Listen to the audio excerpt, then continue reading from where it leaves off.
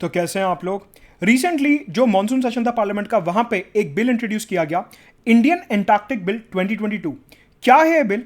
Antarctica में India इतना interest क्यों ले रहा है? हमने कौन कौन से ट्रीटीज एंटार्क्टिका के कॉन्टेक्स्ट में साइन करे हुए हैं, उनका क्या महत्व है, इंडिया के डिप्लोमेसी के पॉइंट ऑफ व्यू से सारी की सारी बातें, और एनवायरमेंट इकोलॉजी के पॉइंट ऑफ व्यू से क्या इंपॉर्टेंट है इस बिल में, वो सारी बातें हम यहाँ पे करेंगे। Presented by me Madhud Gupta. Unacademy में सब्सक्राइब करने के लिए user referral code Madhud Gupta for 10% discount. Unacademy पे एक्सेलरेट ऑफर चालू है, जहां पे अगर आप सब्सक्राइब करते हैं आज रात 11:59 तक, तो आपको एक्सटेंशन मिलेगा अन अकेडमी पे और अप टू 43% का discount using the referral code Madhud Gupta. साथ के साथ प्राइस हाइक होने वाला अन अकेडमी का 19 अगस्त को। Do enroll for this. Also अपना इंडिपेंडेंस डे स्पेशल कॉम्बैट 14 अगस्त को होने वाला है सुबह 11 बजे, उसको जरूर अटेंड करना आपको। साथ में 12 अगस्त से नए बैचेस शुरू हैं, जिसमें मेरा भी करंट अफेयर्स का फुल फ्लेजेड बैच शुरू हुआ है। ऑल्सो ऑप्शनल के batches are also available on Unacademy, so do enroll for that using the referral code Madhud Gupta. सबसे पहले बात करते हैं इंडियन एंटार्क्टिक बिल की। इस बिल की हमारे को क्या जरूरत पड़ी? भारत सरकार ने पार्लियामेंट में, लोकसभा में इस बिल को क्यों इंट्रोड्यूस करा? बेसिकली एक ट्रीटी है जिसका नाम है एंटार्क्टिक ट्रीटी। 1959 में यह ट्रीटी साइन होने के लिए आया था और 12 देशों ने इनिशियली इस ट्रीटी को साइन करा था, जिसमें Argentina, Australia, Belgium, France, Chile, Japan, New Zealand, Norway, South Africa, USA, USSR जो कि अब रशिया हो चुका है, और यूके। ये देश जो थे यहां पे इन्वॉल्व थे। इंडिया इनिशियली साइन नहीं किया था, इंडिया ने इसे बाद में साइन किया था। 1959 में साइन हुआ और एनफोर्स हुआ 1961 से। यह जो पर्टिकुलर ट्रीटी था, यह उन ज्योग्राफिक एरियाज के लिए था जो 60 डिग्री साउथ लैटिट्यूड के नीचे हैं।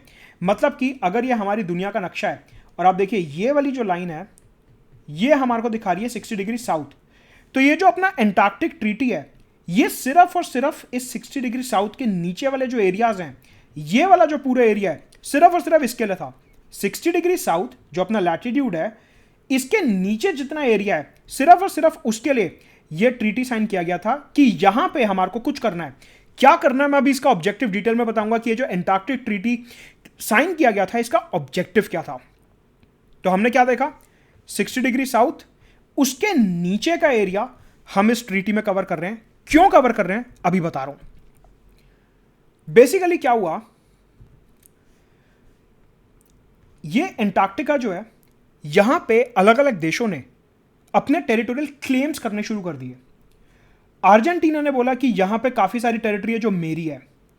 चिली ने बोला यहां पे काफी सारी टेरिटरी है जो मेरी है।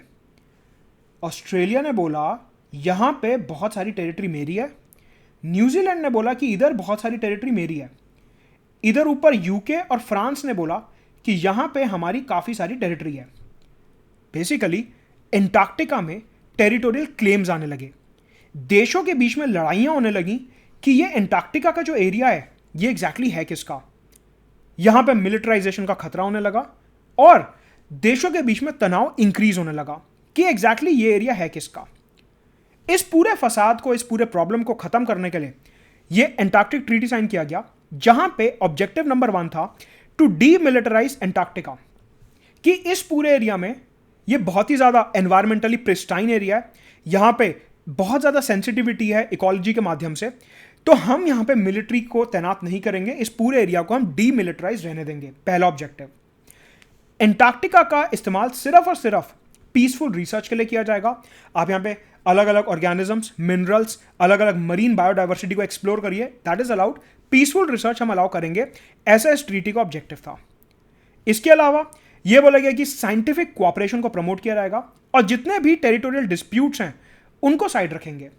प्लस आपको पता है ये वो दौर था वर्ल्ड वॉर 2 के बाद का, 1959-61, ये पूरा वो दौर था जब कुछ टाइम पहले ही, कुछ दशक पहले ही वर्ल्ड वॉर 2 खत्म हुई थी और जापान में अपना न्यूक्लियर अटैक हुआ था।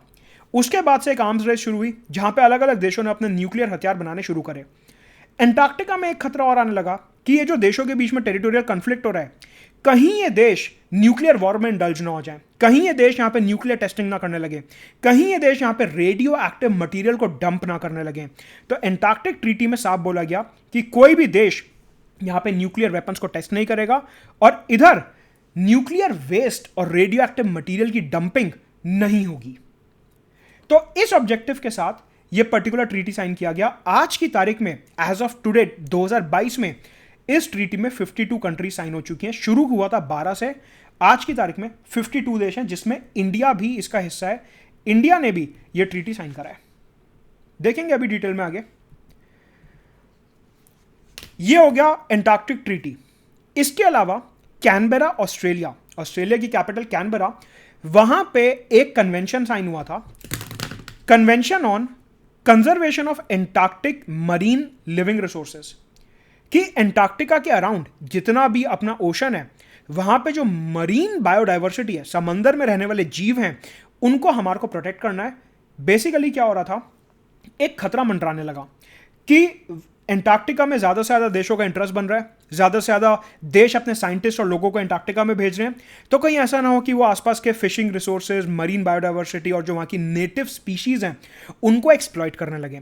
तो उनके एक्सप्लॉइटेशन को रोकने के लिए ये पर्टिकुलर कैनबेरा में ये कन्वेंशन साइन किया गया, जहां पे बोला गया कि एंटार्क्टिका के आसपास का जितना भी मरीन बायोडाइवर्सिटी है, हम उसको इंपैक्ट नहीं होने देंगे, और उसको कंजर्व करने के लिए, उस मरीन बायोडाइवर्सिटी को कंजर्व करने के लिए कैनबेरा में यह कन्वेंशन साइन किया गया 1980 में। इसके अलावा मैड्रिड, जो कि स्पेन की कैपिटल है, वहां पे एक प्रोटोकॉल साइन किया गया 1991 में। इधर यह बोला गया कि हम एंटार्क्टिक ट्रीटी को और ज्यादा मजबूत बनाएंगे, पर्टिकुलरली एनवायरमेंट के डोमेन में।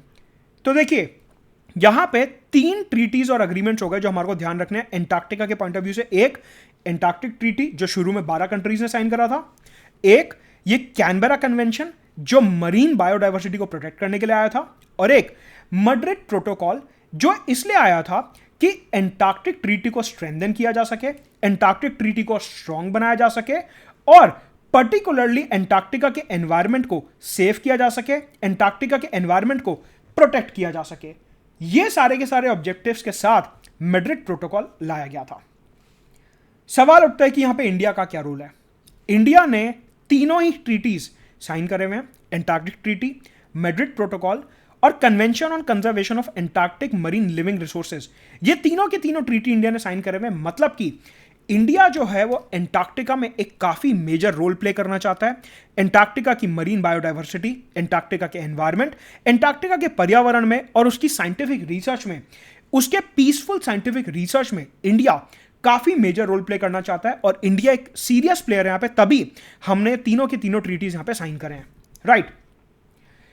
इसी के साथ जब इंडिया ने एंटार्क्टिक ट्रीटी साइन करा, तो मैंने आपको क्या बताया कि आज की तारीख में टोटल 52 देश हैं जिन्होंने एंटार्क्टिक ट्रीटी साइन करा हुआ है। बेसिकली जितने भी देश हैं एंटार्क्टिक ट्रीटी में, आप उनको 2 हिस्सों में डिवाइड कर सकते हो, consultative members and non consultative members.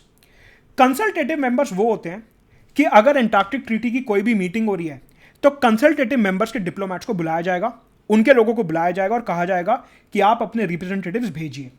मतलब कि कंसल्टेटिव मेंबर्स वो होते हैं जो एंटार्क्टिक ट्रीटी में काफी इंपॉर्टेंट रोल प्ले करेंगे और वहां पे अपने डिप्लोमेट्स, अपने लोगों को भेजेंगे for better consultation. Non consultative members वो होते हैं कि जो एंटार्क्टिक ट्रीटी का पार्ट तो है लेकिन बहुत इंपॉर्टेंट पार्ट नहीं है। मतलब कि जब भी एंटार्क्टिक ट्रीटी की कोई मीटिंग होगी, वहां पे ये नॉन कंसल्टेटिव मेंबर से कोई डिप्लोमेट नहीं बुलाया जाएगा। मतलब कि एंटार्क्टिक ट्रीटी के जितने भी 52 मेंबर्स हैं उनको हम 2 हिस्सों में डिवाइड कर सकते हैं, consultative and non consultative. India जो है वो एक इंपॉर्टेंट कंसल्टेटिव मेंबर है। मतलब कि जब भी एंटार्क्टिक ट्रीटी की कोई मीटिंग होगी, वहां पे इंडिया के डिप्लोमेट्स और साइंटिस्ट को बुलाया जाएगा कंसल्टेशन के लिए कि आप बताइए इस मसले पे आप क्या सोचते हैं। तो ये हमारे को दर्शाता है कि किस प्रकार से एंटार्क्टिका में इंडिया काफी इंपॉर्टेंट, एक काफी मेजर प्लेयर है। इसी के साथ ये जो 3 ट्रीटीज हमने देखे, इंडिया ने एंटार्क्टिका के ऊपर 2 छोटे छोटे ग्रुप्स और ज्वाइन करे हुए हैं। एक council of managers of national Antarctic programme and दूसरा scientific committee of Antarctica research. Basically India Antarctica से जुड़े हुए 5 ग्रुप्स का मेंबर है, 5 ऑर्गेनाइजेशंस का मेंबर है, जिसमें से ये 2 जो हैं ये छोटे छोटे से ऑर्गेनाइजेशंस हैं। ये हमारे को क्या दिखाता है, पार्लियामेंट में डॉक्टर जितेंद्र सिंह जो हमारे मिनिस्टर फॉर अर्थ साइंसेज हैं, जब वो अपना अभिभाषण दे रहे थे लोकसभा में, उन्होंने बोला कि क्योंकि हम इन 5 ऑर्गेनाइजेशंस का पार्ट हैं, इन 5 ट्रीटी से जुड़े हुए हैं, यह दिखाता है कि इंडिया में समय आ चुका है कि हम एंटार्क्टिका में एक बड़ा रोल प्ले करें, और अगर हमारे को एंटार्क्टिका में एक बड़ा रोल प्ले करना है, हमारे को एज अ सीरियस प्लेयर उभरना है, तो हमारे को अपने देश में एक बिल की जरूरत है। क्योंकि इंडिया इन सारी ऑर्गेनाइजेशंस में एक एक्टिव रोल प्ले कर रहा है, एंटार्क्टिका के environment, marine biodiversity, scientific research and peaceful utilization of Antarctica, क्योंकि इंडिया इन सब एरियाज में काफी प्रोएक्टिव है, तो हमें लगा कि यह सही समय है एंटार्क्टिका के ऊपर एक कॉम्प्रिहेंसिव बिल लाने का कि इंडिया और एंटार्क्टिका किस तरीके से आपस में रिलेटेड रहेंगे। इस ऑब्जेक्टिव के साथ हमारे मंत्री डॉक्टर जितेंद्र सिंह ने इस इंडिया एंटार्क्टिक बिल को लोकसभा में पेश करा। हम 5 ऑर्गेनाइजेशंस का पार्ट तो हैं ही, उसके अलावा इंडिया ने 2 काफी इंपॉर्टेंट रिसर्च सेंटर सेट करे हुए एंटार्क्टिका में। एक मैत्री रिसर्च सेंटर जो कि शिरमाशर हिल्स में है, अभी मैं आपको मैप पे दिखाऊंगा ये कहां पे है, और दूसरा भारतीय रिसर्च सेंटर जो कि लार्जेमान हिल्स में है। अगर हम एंटार्क्टिका के मैप को देखें, ये एंटार्क्टिका है, ये है ऑस्ट्रेलिया वाली साइड और ये है अर्जेंटीना वाली साइड। ये बेसिकली साउथ पोल का व्यू है। तो ऑस्ट्रेलिया वाली जो साइड है, जो ईस्टर्न साइड है, वहां पे है लार्जेमान हिल्स, जहां पे हमारा भारतीय रिसर्च सेंटर लोकेटेड है। इधर हमारा भारतीय रिसर्च सेंटर लोकेटेड है और इधर है शिरमाशर ओएसिस, शिरमाशर हिल्स, जहां पे हमारा मैत्री रिसर्च सेंटर लोकेटेड है। तो ये लोकेशन आपको देखनी है कि हमारा भारतीय और मैत्री एग्जैक्टली कहां पे लोकेटेड है, राइट। यहां पे मैत्री और यहां पे भारती, इन दोनों को कंट्रोल करने के लिए हमारे देश में एक बॉडी है। सवाल उठता है कि ये जो 2 रिसर्च सेंटर बनाए गए हैं, इनकी देखभाल कौन करता है। पार्लियामेंट में मंत्री महोदय ने यह बताया कि ये जो 2 रिसर्च सेंटर्स हैं, इनकी देखभाल एक बॉडी करती है जिसका नाम है national centre for polar and ocean research. ये body ministry of earth sciences के अंडर आती है और ये हेडक्वार्टर्स इनका गोवा में। अब देखिए, गोवा में हेडक्वार्टर्स होगा तो फिर कितनी भी गहरी रिसर्च करा लो, आदमी कर ही लेगा। ये नोडल बॉडी है जो हमारे एंटार्क्टिका के रिसर्च को हैंडल करती है, और मैत्री और भारतीय रिसर्च सेंटर जो हैं वो इस बॉडी के अंदर आते हैं, national centre for polar and ocean research. ठीक है, यहां पे हमने फैक्ट्स देख लिए। सवाल उठता है कि इंडिया एग्जैक्टली एंटार्क्टिका के कॉन्टेक्स्ट में क्या पॉलिसी फॉलो कर रहा है। हमारी पॉलिसी के 4 मेजर पिलर्स हैं कि हमारे को वहां का पर्यावरण सुरक्षित रखना है, वहां के जो मरीन रिसोर्सेज हैं। देखिए आप, एंटार्क्टिका की कोस्टलाइन कितनी लंबी है, अगर आप मैप देखें, यहां पे oceanic minerals, oceanic resources, oceanic species, अलग अलग मरीन बायोडाइवर्सिटी, अलग अलग प्रकार के शार्क्स, फिशेज वगैरह, हमारे को क्या कुछ यहां पे नहीं मिल सकता। हमारे को इन सारे के सारे मरीन रिसोर्सेज का ओवर एक्सप्लॉयटेशन प्रिवेंट करना है। थोड़ा बहुत रिसर्च के लिए आप एक्सप्लॉइट कर लो, चलेगा, लेकिन ओवर एक्सप्लॉयटेशन प्रिवेंट करना है। ऐसा नहीं कि यहाँ के ओशन के सारे रिसोर्सेज हम निकाल लें, जैसे चाइना साउथ चाइना सी में कर रहा है। हमारे को वो काम यहाँ पे नहीं करना, ऐसा भारत सरकार बोलती है। साथ के साथ सरकार ने बोला कि हमारे को रेगुलेटेड तरीके से, कंट्रोल्ड तरीके से एंटार्क्टिका में टूरिज्म इंक्रीज करना है। अभी क्या होता है, आप वहां पे घूमने नहीं जा सकते, बहुत ही कंट्रोल्ड है। सरकार ने बोला आने वाले समय में हम कुछ शिप्स और फ्लाइट्स शुरू करेंगे जो एंटार्क्टिका तक हमारे देश के आम लोगों को टूरिज्म पर्पस से एंटार्क्टिका लेके जाएगी। लेकिन ये जो पूरा काम होगा बहुत बहुत बहुत रेगुलेटेड तरीके से होगा, बहुत ही कंट्रोल्ड तरीके से होगा। साथ में हमारे को यहाँ पे कंट्रोल्ड तरीके से फिशिंग भी प्रमोट करनी है, क्योंकि यहाँ पे क्वालिटी ऑफ फिशेस काफी अच्छी मिलती है। कहने का मतलब है फिशिंग तो हमारे को करनी है प्रमोट, लेकिन ओवर एक्सप्लॉयटेशन नहीं करना। तो ये हमारी एंटार्क्टिका की पॉलिसी है, जिसकी वजह से हम ये इंडियन एंटार्क्टिक बिल 2022 लेके आ रहे हैं। इस बिल का मेजर ऑब्जेक्टिव है कि अगर इंडिया से कोई भी एक्सपीडिशन एंटार्क्टिका जाता है, मतलब कि सपोज करिए यहां पे इंडिया है, अगर इंडिया से कोई भी एक्सपीडिशन एंटार्क्टिका जाता है तो वो प्रायर परमिशन के बाद जा रहा है, बिना परमिशन के नहीं जा रहा। बिना परमिशन के इंडिया से कोई भी एंटार्क्टिका नहीं जा सकता, और अगर जा रहा है तो उसके लिए इस बिल में पनिशमेंट के प्रावधान किए गए हैं। अब देखते हैं बिल के मेजर प्रोविजंस क्या हैं। अभी तक हमने क्या बात करी, अभी तक हमने इंडिया के ट्रीटीज, ग्रुप्स और इस बिल का क्या ऑब्जेक्टिव है वो बात करी। अब मैं आपको बताऊंगा कि इस बिल के अंदर डिटेल्ड प्रोविजंस क्या हैं। सबसे पहले ये जो बिल है इसका ज्योग्राफिक कवरेज देखते हैं कि ये बिल कौन सा एरिया कवर कर रहा है। कि अगर हम बोल रहे हैं कि ये इंडियन एंटार्क्टिक बिल है, तो यहां पे ये जो वर्ड है एंटार्क्टिक, इसका क्या मतलब है। इसका मतलब है ये जो आप एंटार्क्टिका का कॉन्टिनेंट देख रहे हैं ये, लेकिन सिर्फ इतना ही नहीं, इसके आसपास का जो कॉन्टिनेंटल शेल्फ है वो भी। कॉन्टिनेंटल शेल्फ का मतलब क्या होता है सर, हमें नहीं पता। कॉन्टिनेंटल शेल्फ का मतलब होता है कि एक जो बड़ा सा कॉन्टिनेंट है उसके आसपास का थोड़ा थोड़ा समंदर, उसे कहते हैं कॉन्टिनेंटल शेल्फ। गहरा समंदर नहीं, कॉन्टिनेंटल शेल्फ जो होता है वो गहरा समंदर नहीं होता। आप जैसे बीच वगैरह पे जाते हो तो आपने देखा होगा कि आपके पानी सिर्फ घुटने तक आता है, घुटने से थोड़ा सा नीचे तक रहता है, मतलब कि शैलो पानी रहता है, उसे कहते हैं कॉन्टिनेंटल शेल्फ। मतलब कि जमीन और जमीन के आसपास का थोड़ा सा शैलो वाटर, थोड़ा सा पानी। ये देखिए, अगर यहां पे कॉन्टिनेंट खत्म हो रहा है तो इसके आगे का ये जो एरिया है जहां पे थोड़ा थोड़ा पानी है इसको कहते हैं कॉन्टिनेंटल शेल्फ। जहां पे थोड़ा थोड़ा पानी है इसको कहते हैं कॉन्टिनेंटल शेल्फ, राइट। तो ये जो हमारा बिल है ये सिर्फ एंटार्क्टिका कवर नहीं कर रहा, बल्कि एंटार्क्टिका के आसपास का जो कॉन्टिनेंटल शेल्फ है, जो उसके आसपास का बहुत थोड़ा थोड़ा पानी है, वो भी कवर कर रहा है। साथ में उसके यहां जितने भी आइसबर्ग्स और आइस शेल्फ्स हैं, बड़े बड़े बर्फ के टुकड़े हैं, वो सब भी यहां पे कवर होंगे। तो सिर्फ जमीन कवर नहीं हो रही है, यहां पे जितने भी बड़े बड़े आइस ब्लॉक्स हैं वो भी इस बिल के अंदर कवर होंगे। मतलब कि अगर आपने एंटार्क्टिका जाके वहां के आइस ब्लॉक्स को नुकसान पहुंचाया तो भी आपको सरकार पनिशमेंट दे सकती है। कहने का मतलब है जमीन, जमीन के साथ बड़े बड़े आइस ब्लॉक्स, उसके आसपास का समंदर कॉन्टिनेंटल शेल्फ, यह हो गया एक हिस्सा।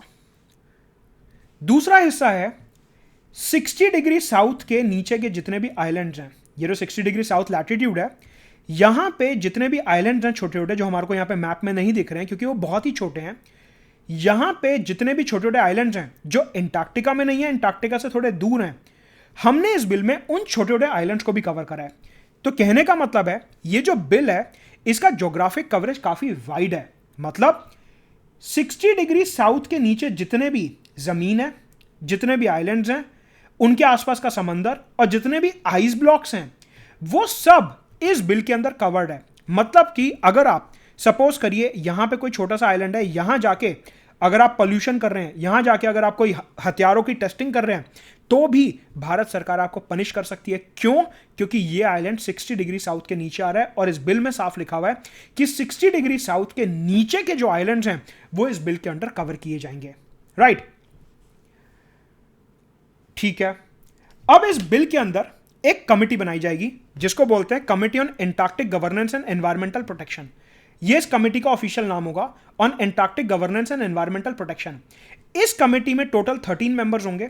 इसके हेड कौन होंगे? Secretary, ministry of earth sciences. हमारा जो अर्थ साइंसेस मंत्रालय है उसके जो सेक्रेटरी होंगे वो इसके चेयरपर्सन होंगे। उसके अलावा जो केंद्र की सरकार है, सेंट्रल गवर्नमेंट, वो यहां पे 10 मेंबर्स को नॉमिनेट करेगी, not below the rank of joint secretary. साथ में 2 एक्सपर्ट्स होंगे जो एंटार्क्टिका के एनवायरमेंट के एक्सपर्ट्स होंगे। तो टोटल 13 मेंबर होंगे। एक मिनिस्ट्री ऑफ अर्थ साइंसेस के सेक्रेटरी, 10 जॉइंट सेक्रेटरी या उसके ऊपर लेवल के अधिकारी जो सेंट्रल गवर्नमेंट नॉमिनेट करेगी, और 2 एक्सपर्ट्स एंटार्क्टिका एनवायरमेंट के जो सेंट्रल गवर्नमेंट नॉमिनेट करेगी। तो ये इस पर्टिकुलर बॉडी का कॉम्पोजिशन होगा। सवाल उठता है कि सर बॉडी तो बन गई, 13 लोग आ भी गए, इस बॉडी का एग्जैक्ट काम क्या है, ये काम क्या करेगी? मैंने आपको बताया कि हमारे इस बिल का मेजर ऑब्जेक्टिव है कि अगर आप एंटार्क्टिका जा रहे हो तो आपको सरकार से परमिशन लेनी होगी। इस बॉडी का मेजर काम है परमिशन देना। मतलब कि सपोज करिए कि आप कल को एंटार्क्टिका जाने का कोई प्लान बनाते हो तो आपको परमिशन इस बॉडी से लेनी पड़ेगी, that is committee on Antarctic governance and environmental protection. मतलब कि इन 13 मेंबर से आपको परमिशन लेनी होगी कि आप क्यों जा रहे हो, वहां क्या करोगे, किस तरीके से मैनेज करोगे, ये सब। तो इस बॉडी का पहला काम है आपको परमिट देना एंटार्क्टिका जाने के लिए। अगर इन्होंने परमिट नहीं दिया तो आप एंटार्क्टिका नहीं जा सकते। दूसरा काम, अभी हमने देखा कि इंडिया जो है वो एंटार्क्टिका रिलेटेड 5 बॉडीज और ट्रीटीज का हिस्सा है। मैड्रिड प्रोटोकॉल, कैनबरा प्रोटोकॉल हमने देखा, एंटार्क्टिक ट्रीटी देखा और बाकी ग्रुप्स देखे। उन सबके जो कानून हैं, उन सारे ग्रुप्स के जो लॉज हैं, उन सारे ग्रुप्स के जो ट्रीटीज हैं, उन सारे ग्रुप्स के जो प्रोविजंस हैं, उनको हमारे को इंप्लीमेंट करना है। हम वहां पे फॉर्मेलिटी के लिए नहीं है, हम ग्लोबल कानून की रिस्पेक्ट करते हैं। तो वहां पे उन बॉडीज का जो कानून है वो हमें इंप्लीमेंट करना है। तो ये बॉडी ये देखेगी कि इंडिया का कोई भी नागरिक, इंडिया का कोई भी शिप, इंडिया का कोई भी हवाई जहाज वहां पे बनाए गए रूल्स को वायलेट नहीं कर रहा, उन ग्रुप्स में बनाए गए ट्रीटीज को उन ग्रुप्स में बनाए गए कानूनों को, उन ग्रुप्स में बनाए गए लॉस को वायलेट नहीं कर रहा। तो परमिट तो ये देंगे जाने के लिए, साथ के साथ ये मॉनिटर करेंगे कि जो भी एंटार्क्टिका जा रहा है वो इंटरनेशनल लॉज एंड ट्रीटीज को वायलेट ना करे, जो ग्रुप्स हमने ज्वाइन करे हुए उनके रूल्स का रिस्पेक्ट होना चाहिए और कोई भी लॉस का वायलेशन नहीं होना चाहिए। ये काम भी ये पर्टिकुलर कमेटी करेगी। साथ में एंटार्क्टिका जाने के लिए अलग अलग फीस और चार्जेस वगैरह लगते हैं। ये जो है एंटार्क्टिक ट्रीटी की जो कंट्रीज हैं आपस में मिलकर डिसाइड करती हैं कि उधर जाने का कितना पैसा लगेगा, खर्चा वगैरह। उसमें नेगोशिएशन करने के लिए भी भारत सरकार ने इस बॉडी को काम दिया है कि वहां पे एंटार्क्टिका जाने के लिए जो आपको खर्चा लगेगा, जो भी फीस वगैरह देनी होगी, उसका दूसरे देशों के साथ जो आपको नेगोशिएशन करना है वो भी ये सेंट्रल गवर्नमेंट की कमेटी करेगी। राइट। तो आप देखिए जितना भी आज की तारीख में एंटार्क्टिका रिलेटेड काम हो रहा है वो सारा का सारा काम इस बॉडी को दे दिया जाएगा। परमिट देना, रूल्स को इंप्लीमेंट करना और ट्रीटीज को इंप्लीमेंट करना, सोल और स्पिरिट में रिस्पेक्ट करना उनकी, और साथ में दूसरे देशों के साथ एंटार्क्टिका के चार्जेस और खर्चे को नेगोशिएट करना। तो ये इस पर्टिकुलर बॉडी का काम होगा। ठीक है। सवाल उठता है कि हमारे को कौन सी एक्टिविटीज के लिए परमिट चाहिए। सबसे पहले आपको तो जाने के लिए परमिट चाहिए। अगर आप एंटार्क्टिका जा रहे हो तो बिना परमिशन के नहीं जा सकते। अगर वहां पे आपने रुकने का प्लान बनाया है कि मैं यहां पे 1 हफ्ता रुकूंगा, 2 हफ्ता रुकूंगा, जितना ड्यूरेशन आप रुकना चाहते हो उसका आपको परमिट लेना पड़ेगा कि आप कहां रुकोगे, कैसे रुकोगे, खाना, वेस्ट मैनेजमेंट कैसे करोगे, ये सारी डिटेल आपको कमेटी को देनी होगी। उसके बाद ही आपको अप्रूवल मिलेगा। सपोज करिए आप एक साइंटिस्ट हैं और आप वहां पे कोई मिनरल रिसर्च करने के लिए जाना चाहते हैं। एंटार्क्टिका की बर्फ के नीचे बहुत सारे मिनरल्स हैं, समंदर में बहुत सारे मिनरल्स हैं। आप वहां पे किसी रिसर्च के लिए जाना चाहते हैं। ऐसे में अगर आप वहां पे कोई ड्रिलिंग करना चाहते हैं कि मैं थोड़ी सी जमीन खोद के वहां से मिट्टी निकालना चाहता हूं या कुछ रिसोर्सेज निकालना चाहता हूं, देखना चाहता हूं कि इसमें जमीन में नीचे क्या है, उस केस में भी आपको परमिशन लेनी होगी कि मैं यहां पे जाके कुछ साइंटिफिक रिसर्च करना चाहता हूं, ड्रिलिंग करना चाहता हूं जमीन में, मेरे को परमिशन दे दीजिए। इसके अलावा अगर आप कोई भी ऐसी एक्टिविटी कर रहे हैं जो नेटिव स्पीशीज को हार्म कर सकती है तो ये कमेटी का रोल आ जाएगा। हो सकता है वो आपको परमिट ना दें। मतलब कि ये कमेटी चेक करेगी कि आपकी जितनी भी एक्टिविटीज हैं वो एंटार्क्टिका के पर्यावरण और वहां की स्पीशीज को हार्म तो नहीं कर रहे, और साथ में आपका वेस्ट डिस्पोजल सिस्टम देखा जाएगा। अब आप वहां जाएंगे तो वेस्ट भी जनरेट होगा, उसको आप किस तरीके से मैनेज कर रहे हैं, उसको आप किस तरीके से हैंडल कर रहे हैं, वो चीज भी यहां पर देखी जाएगी कि किस तरीके से पूरा का पूरा वेस्ट डिस्पोजल होगा। तो हमने यहां पे कमिटी के मल्टीपल रोल्स, मल्टीपल एस्पेक्ट्स देखे। साथ में कुछ केसेस ऐसे हैं, बहुत ही इंपॉर्टेंट केसेस, बहुत ही रेयर केसेस, जहां पे कमिटी के परमिट के साथ साथ एंटार्क्टिक ट्रीटी की जो दूसरी कंट्रीज हैं हो सकता है आपको उनसे भी परमिट लेना पड़े। तो वो केसेस अलग केसेस हैं, उनका स्पेसिफिकेशन बिल में ज्यादा नहीं दिया है, लेकिन आपको यह ध्यान रखना है कि ऐसे कुछ केसेस उठ सकते हैं जहां पे कमेटी कहेगी कि हमारा परमिट एडिक्वेट नहीं है, आपको एंटार्क्टिक ट्रीटी के जो दूसरे देश हैं उनसे भी यहां पे परमिशन लेनी होगी। राइट। साथ में इस बिल में बोला गया कि अगर आप परमिट के लिए अप्लाई करते हो कि हम अंटार्कटिका जाना चाहते हैं तो आप अपनी सारी एक्टिविटीज का एनवायरमेंटल इंपैक्ट असेसमेंट करोगे और उसकी रिपोर्ट कमेटी को सबमिट करोगे। मतलब कि आप वहां पे क्यों जा रहे हो, कैसे रहोगे, आपका कार्बन फुटप्रिंट कितना रहेगा, आप वहां पे जो खाना खा रहे हो, रह रहे हो, एक्टिविटीज कर रहे हो, सपोज करो आप वहां पे आइस स्केटिंग करने जा रहे हो, एटसेट्रा, जो भी करने जा रहे हो, उसका एनवायरमेंट के ऊपर क्या इंपैक्ट होगा उसका असेसमेंट करो, रिपोर्ट बनाओ, रिपोर्ट सबमिट करो कमेटी को, और उसके बाद ही वो कमेटी आपको परमिशन देगी एंटार्क्टिका में रुकने की, और वो चेक करेगी कि आपका जो एनवायरमेंटल इंपैक्ट असेसमेंट है कहीं वो वहां पे गंद तो नहीं मचा रहा, कहीं वो वहां पे पर्यावरण को प्रदूषित तो नहीं कर रहा। तो आप जब भी एंटार्क्टिका के परमिट के लिए अप्लाई करेंगे आपको एनवायरमेंटल इंपैक्ट असेसमेंट देना कंपलसरी है। बहुत ही कॉम्प्लिकेटेड प्रोसेस है ये, कोई दुबई और ये सब नहीं है कि वीजा ऑन अराइवल है, वहां एंटार्क्टिका में लैंड करके अपने को वीजा मिल जाएगा। नहीं, अगर आप प्लान कर रहे हो तो प्रॉपर रिसर्च करनी पड़ेगी, एनवायरमेंट के ऊपर इंपैक्ट असेस करना पड़ेगा, उसके बाद आप सबमिट करोगे, परमिट मिल सकता है। और अगर बहुत ही रेयर केस हुआ तो परमिट के साथ साथ आपको दूसरे देशों की भी रिटर्न परमिशन चाहिए होगी। इतना कॉम्प्लेक्स प्रोसेस है एंटार्क्टिका जाने का। राइट। इस बिल के अंदर यह मेंशन्ड है कि कौन कौन सी एक्टिविटीज वहां पे स्ट्रिक्टली प्रोहिबिटेड है। इस बिल के अंदर यह बिल कौन कौन सी एक्टिविटीज को कतई सपोर्ट नहीं करता। सबसे पहले nuclear exposure and discharge of radioactive waste, किसी भी हाल में किसी भी प्रकार का न्यूक्लियर मटीरियल एंटार्क्टिका नहीं ले जाया जाएगा। इसके बाद introducing non sterile soil. Non sterile soil का मतलब क्या होता है? नॉन स्टेराइल सॉइल का मतलब होता है मिट्टी का एक ऐसा चंक, मिट्टी का एक ऐसा टुकड़ा, मिट्टी का ऐसा सैंपल जिसको आपने ट्रीट नहीं करा है, जिसका आपने हीट और केमिकल प्रोसेसिंग नहीं करा है, एक ऐसा मिट्टी का सैंपल जिसमें हो सकता है कि बहुत सारे डेंजरस बैक्टीरिया हो, एक ऐसा मिट्टी का सैंपल जिसमें बहुत खतरनाक वायरसेस हो, एक ऐसा मिट्टी का सैंपल जिसमें पैथोजेंस हो या जिसमें वीड हो। वीड मतलब अनवांटेड ऑर्गेनिजम्स, मतलब कि जो एंटार्क्टिका के पर्यावरण को इंपैक्ट कर सकते हैं। ऐसी सॉइल जो प्रोसेस नहीं करी गई है, ऐसी सॉइल जिसमें ये पैथोजेंस, बैक्टीरिया, वायरस, दूसरे हानिकारक ऑर्गेनिजम्स हो सकते हैं, ऐसी मिट्टी को बोला जाता है नॉन स्टेराइल सॉइल। तो अगर आप अपने साथ मिट्टी का ऐसा कोई सैंपल लेके जा रहे हो जिससे कि पूरे एंटार्क्टिका में कोई खतरनाक बैक्टीरिया फैल जाएगा, पूरे एंटार्क्टिका में कोई खतरनाक वायरस फैल जाएगा, उस केस में यह मिट्टी वहां पे बिल्कुल भी अलाउ नहीं करी जाएगी। तो nuclear material and non sterile soil are not allowed there. इसके अलावा वहां पे जो आसपास समंदर है, उधर किसी भी प्रकार का गार्बेज और प्लास्टिक बर्दाश्त नहीं किया जाएगा।